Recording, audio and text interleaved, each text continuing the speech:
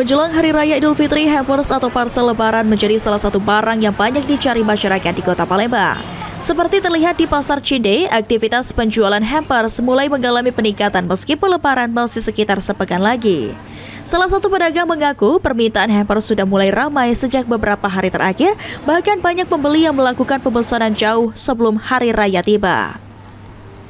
Hampers keramik menjadi yang paling banyak diminati lantaran dianggap lebih mewah. Untuk harga satu paket hampers keramik dijual mulai dari 450 sampai 1 juta rupiah.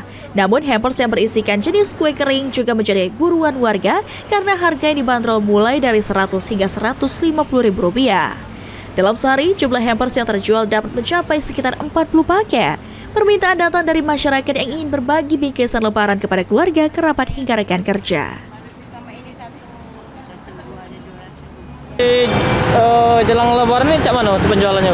Penjualannya lancar, sangat lancar, luar biasa tahun ini. Daripada tahun kemarin lebih lancar tahun ini. Bu, biasanya ini untuk yang paling dicari orang tuh yang jenis cak mana, Bu?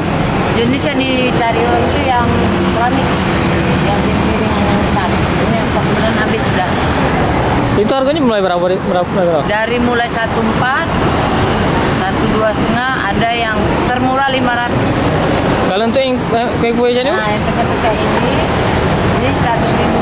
Ada yang komen, ada ini.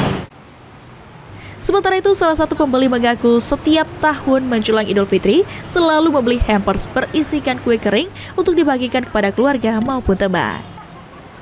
Beli hampers. Hampers.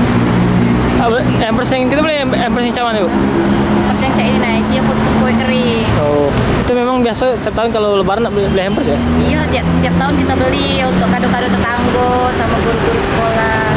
Kita ini belinya berapa kok? Belinya tadi 2. Tuh, memang biasa berarti sudah nggak incuk ya? Iya.